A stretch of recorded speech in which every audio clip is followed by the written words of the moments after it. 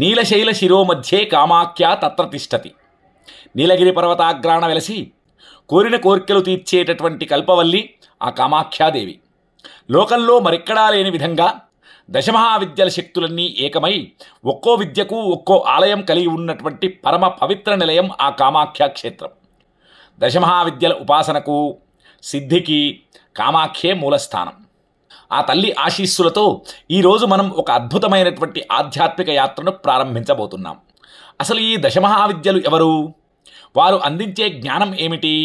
ఇప్పుడు చూద్దాం. కాళి, కాలానికి అధిదేవత, అజ్ఞానాన్ని నశింపజేసే మహాశక్తి.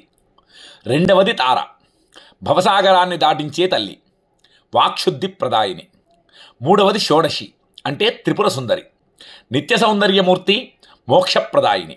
నాలుగవది భువనేశ్వరి, ఈ సమస్త విశ్వాన్ని శాసించే జగన్మాత. ఐదవది భైరవి, భయాలను పోగొట్టి ధైర్యాన్ని ఇచ్చే తీక్షణ స్వరూపిణి. ఇక ఆరవది చిన్నమస్త, అహంకారాన్ని త్యజించి ఆత్మజ్ఞానాన్ని ఇచ్చే తల్లి.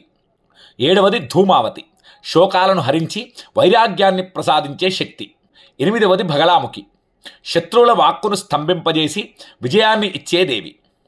తొమ్మిదవది మాతంగి, కళలకు సంగీతానికి లోతైన జ్ఞానానికి అధిదేవత.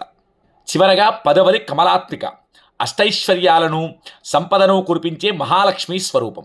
ఈ 10 రూపాలు ఒకే చోట కొలువై ఉన్నటువంటి కామాఖ్య క్షేత్రం నుండే ఈ విద్యల శక్తి విశ్వవ్యాప్తమైనది.